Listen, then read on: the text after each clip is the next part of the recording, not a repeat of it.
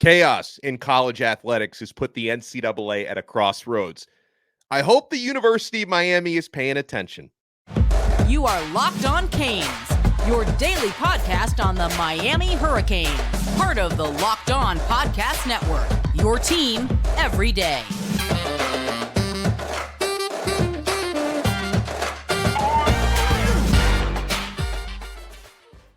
Happy Monday, if there is such a thing. I'm Alex Donno. I'm a University of Miami alumnus, longtime South Florida sports radio vet, and contributor to allhurricanes.com. Thank you so much to the everydayers for making Locked On Canes your first listen and your first watch. We are free wherever you get your podcasts. We're free on YouTube. We're part of the awesome Locked On Podcast Network, your team every day. Today's episode is brought to you by LinkedIn. These days, every new potential hire can feel like a high-stakes wager for your small business. That's why LinkedIn Jobs helps you find the right people for your team faster and for free. So post your job for free at linkedin.com/lockedoncollege. Terms and conditions apply. Folks, given how, active Miami has been in the NIL space and how important recruiting is, every team in the country, but we're talking about Miami with top 5 classes now left and right. When the NCAA is getting sued and when the SEC and the Big Ten are forming strategic alliances, I notice this stuff. I know Miami notices this stuff. And big news made over this past week with the attorney generals of the state of Tennessee. Remember, the Tennessee Volunteers were hit with serious violations by the NCAA. Their attorney general turns around and sues the NCAA. So does the Virginia attorney general. This stuff is way above my pay grade, okay? I'm not a lawyer. I sometimes play one on Locked On Canes. Our guest today is a lawyer, specifically a sports and entertainment lawyer, which makes Alan K. Fertel the right person to talk about in matters like these. Alan, how are you? I am great. How you doing, man? Thanks for having me back. It's always a pleasure to talk sports with you, Alex. Yeah, I'm doing very well. And I will say, Alan, I'm kind of relieved that with, Florida and Florida State recently getting charged with violations and Tennessee, big time violation. I'm just relieved that they've laid off of Miami's back for about a year on this. And we haven't heard anything Miami related. But, you've taken a look at these lawsuits by the attorney generals in Tennessee and Virginia, which seem to the issue seems to be with NIL being used as a recruiting tool, right? Where, collectives are presenting the dollar figures to recruits before they step on campus. The NCAA doesn't want that to happen. Whereas these attorney generals are basically saying, how can it not happen that you are, you're denying athletes their ability to earn full compensation for their name, image, and likenesses. They filed an antitrust lawsuit, Alan. What does this all mean? Well, first of all, you must have stayed at a Holiday Inn last night because you're definitely on top of the issues. I want you to know how well you're doing. We've educated you. Hello to all your peeps out there. I love doing this. I think the first thing is, in the words of the conference commissioners at the Big Ten and the SEC, this is one of the most pivotal times in college athletics. There's this craziness going on about name, image, and likeness.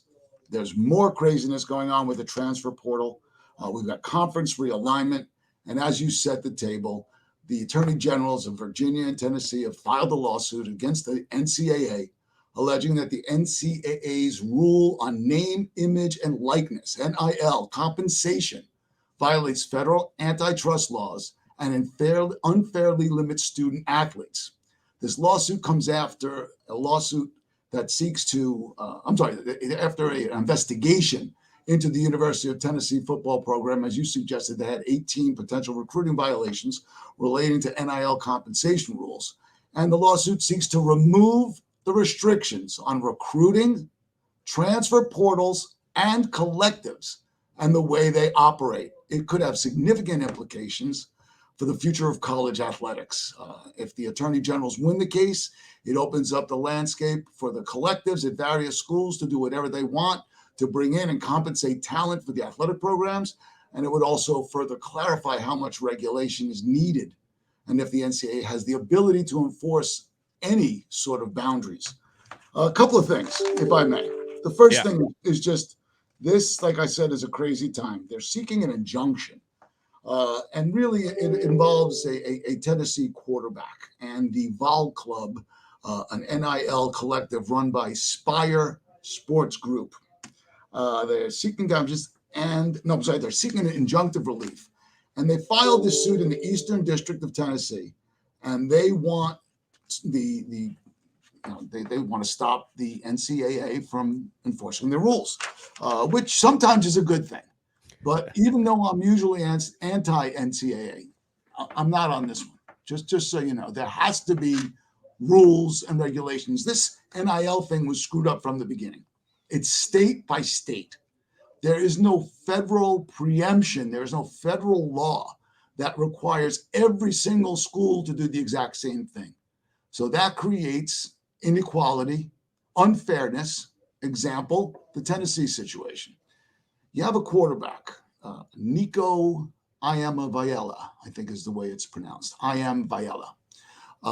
He was in high school in California. You're allowed to pay high school students. In Florida, you can't. It's limited to college.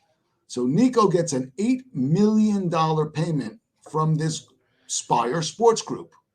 The question is, at that time, were they acting on behalf of the University of Tennessee or not?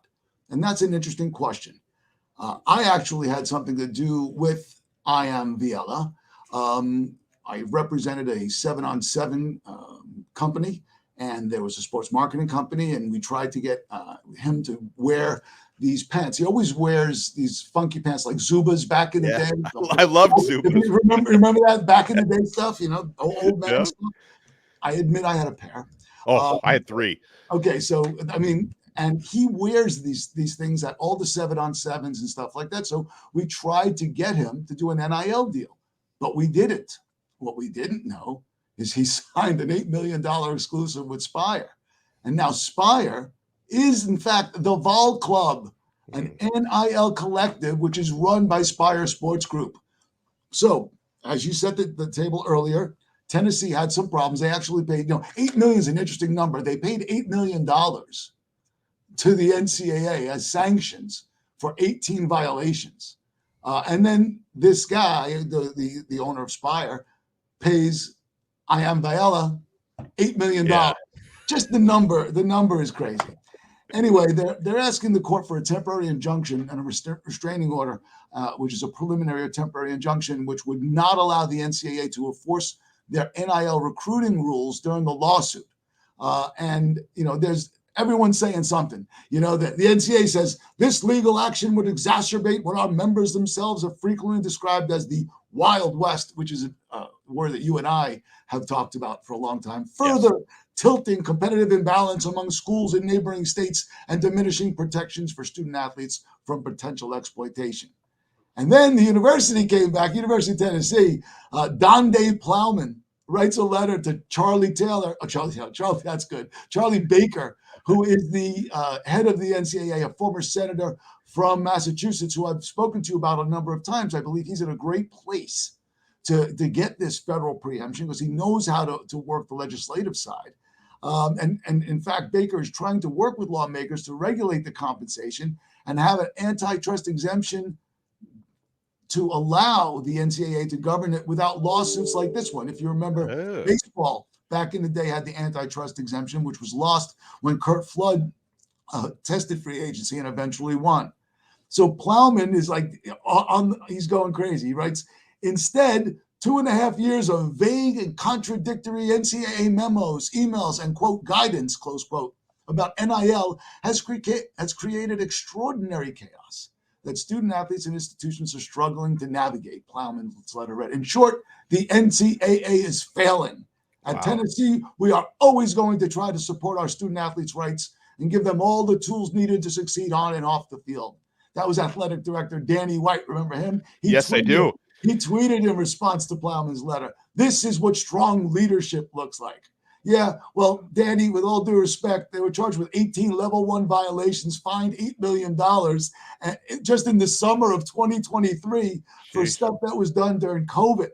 They're already on probation, which is why this was an even bigger deal because of the previous violation. That's why it's a tremendous deal because now you have significant violations if you're a repeat offender. Yeah, recidivist is the word. Recidivist offender, not defender. This is good because now we'll talk a little Florida State, which we love. Well, yeah, and I want to get to that because again, everyone wants to know, because obviously there's a lot of Miami fans watching this. We've come to find out a lot of Florida State fans who have nothing better to do, watch this show every day, and they try to troll us, but they're definitely interested. And Florida State was recently hit with violations, so we're going to continue the conversation here. I'm learning a lot, as I always do every time I talk with Alan Fertel, sports and entertainment lawyer. So, my friends, you want to keep it locked right here. We're only getting started on this brand new episode of Locked On Canes. And if you're a small business owner, I hope you guys are taking advantage and utilizing LinkedIn Jobs. This is the best way to hire, because when you're hiring for your small business, you want to find quality professionals that are right for the role. That's why you have to check out LinkedIn Jobs. LinkedIn Jobs has the tools to help find the right professionals for your team faster and for free. LinkedIn isn't just another job board. LinkedIn has a vast network of more than 1 billion professionals, which makes it the best place to hire. It gives you access to professionals you can't find anywhere else. LinkedIn does all of that while making the process easy and intuitive. Hiring is easy when you have that many quality candidates. So easy, in fact, that 86% of small businesses get a qualified candidate within 24 hours. 2.5 million small businesses use LinkedIn for hiring. You can help make that 2.6 million pretty soon. Post your job for free at linkedin.com/lockedoncollege. That's linkedin.com/lockedoncollege to post your job for free. Terms and conditions apply. Thank you so much for making this Monday episode of Locked On Canes your first listen and your first watch today. Make sure you're checking out Locked On Sports today. The Locked On Network has launched the first ever 24/7 streaming sports YouTube channel. They're always on. They do not sleep. I turn up on there sometimes, local and national experts, 24 hours a day at Locked On Sports today on YouTube. So we're getting awesome legal chatter here, because I like to throw around big words sometimes, Alan, where it's like, I a couple of years ago, I was on a jury and I was the jury foreman, and I felt like it was like a week and a half trial was like 2 years of law school for me. That's where I picked up all of my jargon. But we're talking about these NCAA lawsuits, and obviously, Tennessee, not the only ones. They were hit severely. We've also had charges against Florida and Florida State. They already resolved their situation. The Florida stuff is still up in the air. And the Florida stuff is related to a player that was at one time committed to Miami. Jaden Rashada was verbally committed to Miami, and then the Gator Collective, which no longer exists, at least not in that form, and there's a reason why they no longer exist. They offered him $13.8 million of what turned out to be monopoly money. Like, they didn't actually have the money. They offered him $13.8 million to influence his recruitment. He flipped over to Florida, and then when it came time to pay, they're like, "Oh, by the way, Jaden, we don't actually have any money, but we'd still love you to sign at Florida." Well, first of all, let me give a little disclaimer here. Okay. My daughter was an All-American swimmer for Florida. So I am a Florida swimming fan. And I do represent Caleb Dressel and Bobby Fink, both Olympic gold medalists who are from Florida. And I even have some Florida gear, but it's all Florida swimming. When they go Gators, I used to say swimming. Go Gators, swimming. But that's that. But let me set you up here. Yeah. The Volunteers, as you say, aren't the only prominent program under scrutiny from the NIL practices. The NCAA is investigating Florida's recruitment of Rashada, as you said. Okay, you set that up perfectly. They induced him. They fraudulently induced this young man to come to Gatorville with a bag, as Dion likes to say, with a bag, and the bag was partially empty. And he now is with Arizona State, and really, I don't even know how much he's making in NIL. Very little, yeah. But NIL is just a crazy time. Let's talk a little bit about Florida State, because you like to jump on them now because the Gators aren't as significant. Yeah. Earlier this month, the NCAA handed down its most severe NIL-related punishment yet to Florida State after one of their assistant coaches allegedly facilitated impermissible contact between a booster and a transfer prospect. Among the penalties, the Seminoles received 2 years of probation and temporary disassociations from a booster and from a collective. So that's really going to hurt them for a couple of years.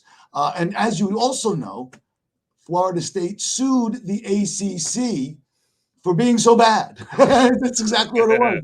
They were undefeated, and they didn't get a ticket to the dance, man. And the reason is, yes, their quarterback was injured, and it was the first poll that you were allowed to utilize that as part of your decision-making process. But what really happened there is they didn't play anybody. doesn't play anybody, and they still haven't won a conference since they got there. But that's a different situation. As far as it goes, can you imagine this? We're talking not about practice, mind you, but we're talking about the big three in Florida. And is not one of them right now. And I'm not talking about from a football perspective. I'm talking about from an infraction perspective. Don't we long for the day of John Ruiz? We haven't said John Ruiz. You haven't had me on here to say John Ruiz in months. But Ruiz, as I said, I don't like the guy, okay? But he did this right in this perspective. He gave the kids jobs. He gave the athletes jobs. He taught them marketing. He taught them going into a production company and making videos, and they did appearances, and he paid them, from what I understand. There's been no lawsuits by any individual against Ruiz for any of his, he wasn't a collective. He was actually a businessman. Now, what kind of businessman? Different subject, different story. But you're hearing crickets about the So Mario's got some really, really, I'm taking over. I apologize going to the recruiting, but Mario's got some really, really great recruits and some really great transfer athletes. Let's see if can put it together. But we'll go back to this. You talked about the past of Tennessee. Their coach Pruitt was fired in 2021 after an internal investigation found evidence of recruiting violations. Over a year later, in the middle of his current job, Coach Josh Heupel, remember him as a quarterback back in the day? Do. His second year at the helm, the NCAA sent a notice of allegations accusing them of, among other things, 18 level 1 violations. It's like I said, if this is a second violation, you've got a serious problem, because that's when the consequences are stacked upon themselves. So they paid their $8 million. They got out. They reduced scholarships. They reduced, recruiting efforts. But really, what happened? They got help from their state attorney general, Jonathan Skrmetti, who, according to Knox News, argued that a postseason ban would violate an amendment to a Tennessee state law attached to the April 2022 NIL resolution that protects student athletes from being punished for violations that they did not commit. Now, let's go back to the Remember how the got screwed in the Pell Grant and with Nevin Shapiro? Yeah. Oh, yeah. It wasn't the athletes that got the money that were hurt. It was the athletes that were at the U playing thereafter. Years later, yeah. Hurt. So now one good thing in this whole thing is because these kids, this goes right back to the NIL, because these kids are being paid so much money, and it used to be so important to go to a postseason game. But now, as we know, many of the star athletes are begging out because they don't want to get hurt, God forbid, and ruin their draft status.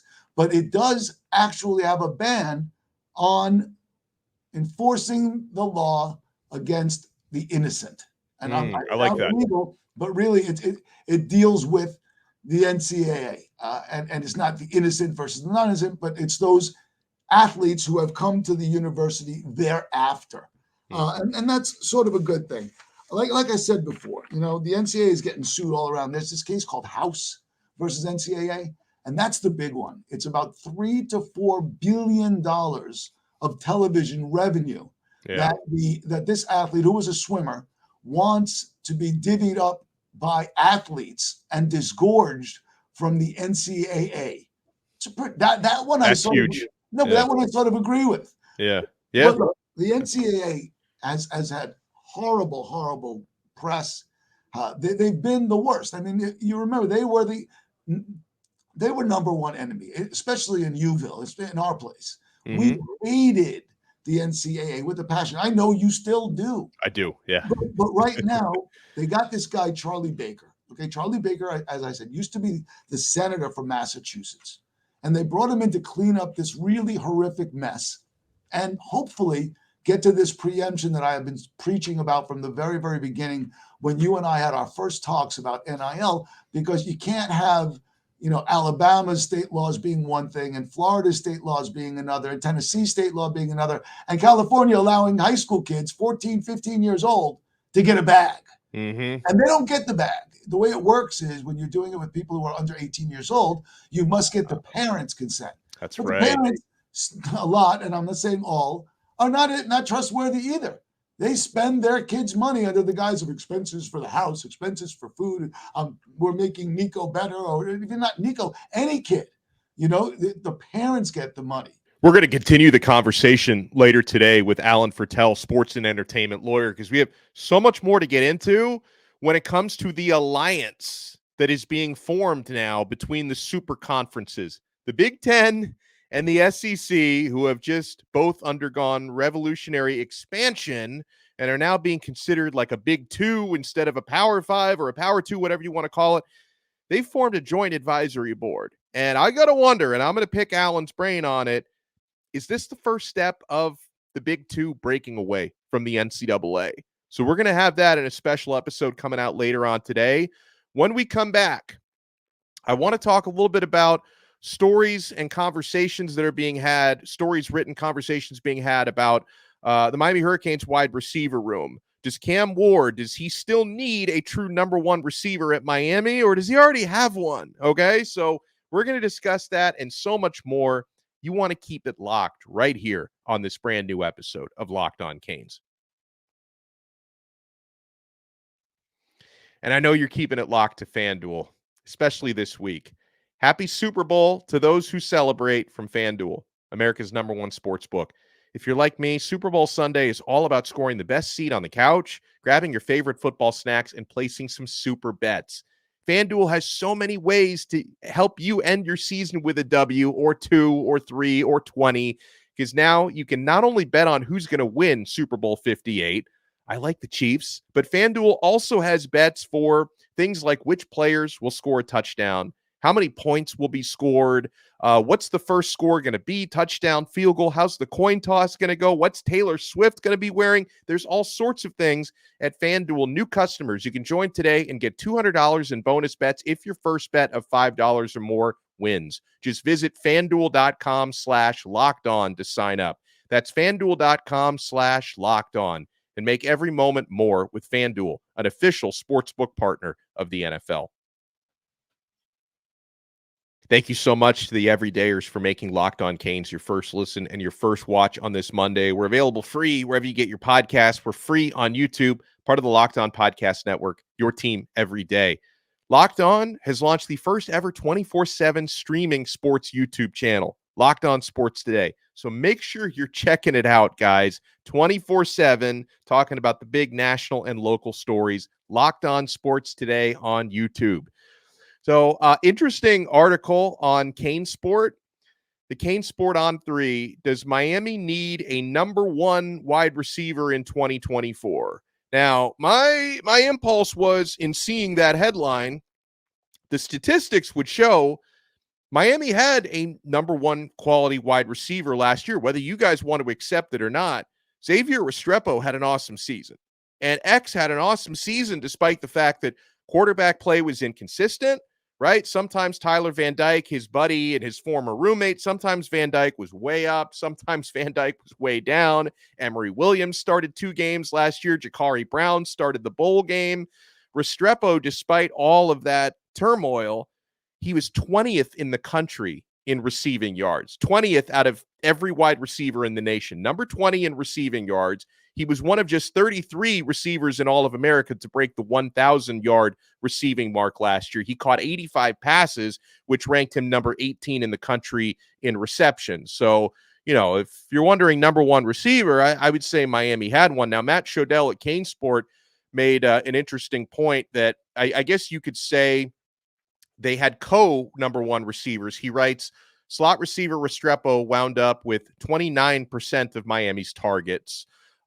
which I think is under what Tank Dell used to get at Houston when he was the number one receiver for Shannon Dawson's offense at Houston. So 29% of the targets went to Restrepo, 32.6% of the passing offense, and 26.1% of the touchdowns, he says, which isn't too far off of Dell's numbers in his last 2 seasons.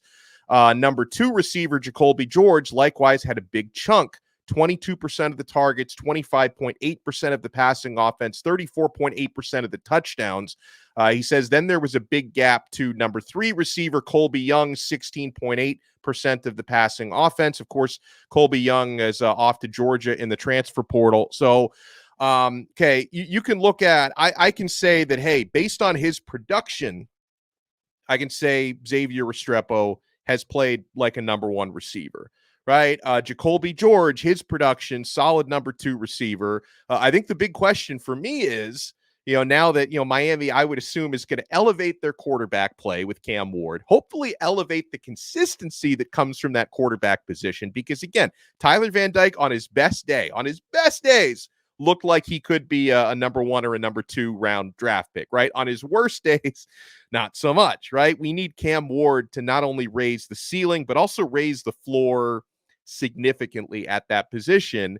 And I would assume a guy like Xavier Restrepo is going to get heavily involved in that. Okay. Now, Isaiah Horton, I think, is probably the prime candidate to step up and fill the Colby Young spot. Horton on more limited snap count was very productive this past season, had some really big catches, including that deep ball. It was like a 52-yard touchdown pass that he caught against Texas A&M. So with his workload increasing probably this year, hopefully the production stays, and kind of increases with the workload. Or obviously Miami has other options on the roster. We've talked this week, or last week, I should say, about how JoJo Trader has been impressing everybody in offseason workouts. And people think this young man may be able to carve out a starting job or, at least potentially get on the field a whole lot.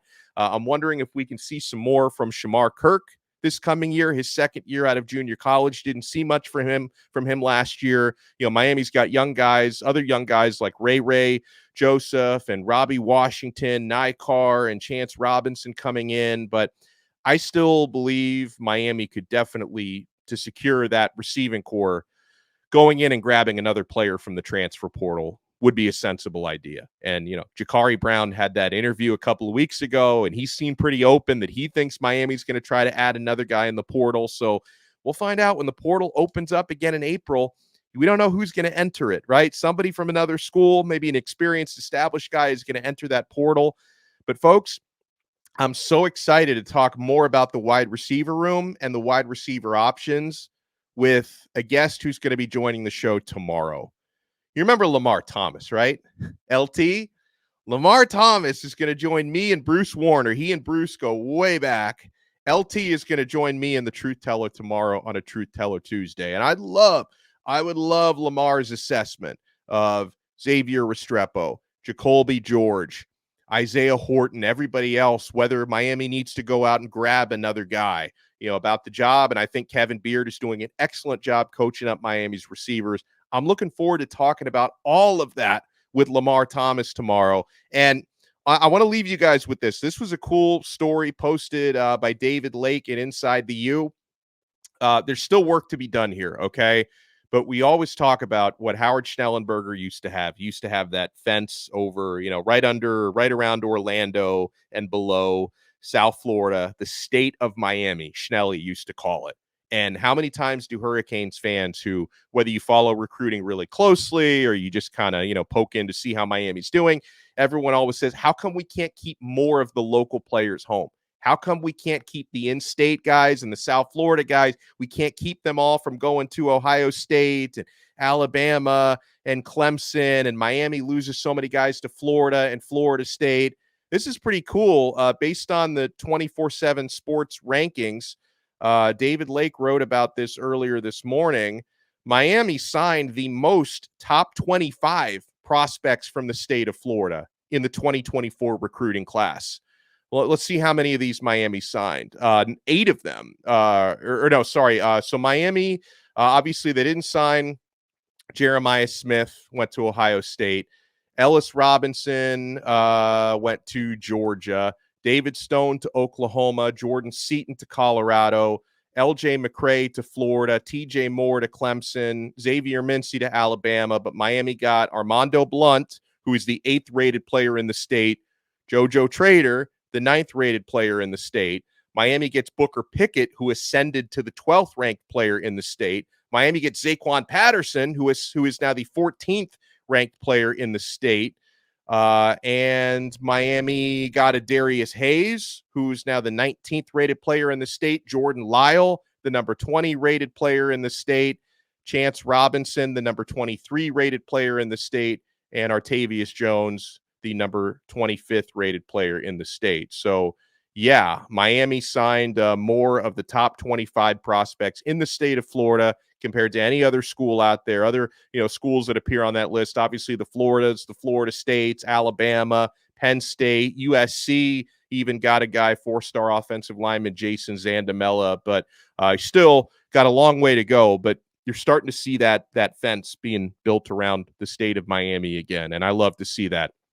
All right, folks, remember, we are going to be releasing a bonus episode later today. We're going to continue the conversation with Alan K. Fertel, sports attorney. Thank you so much, Alan, by the way, for joining us, sports and entertainment lawyer. We're going to talk more about this alliance being formed between the Big Ten and the SEC and whether this is the first step in those super conferences looking to break away from the NCAA entirely. So I want to thank you guys for making Locked On Canes your first listen and your first watch today. Make sure to sign up for the Locked On Canes Insiders Chat. Link is down there in the show description below, and we will talk to everyone next time on another episode of Locked On Canes. We are part of the awesome Locked On Podcast Network, your team every day.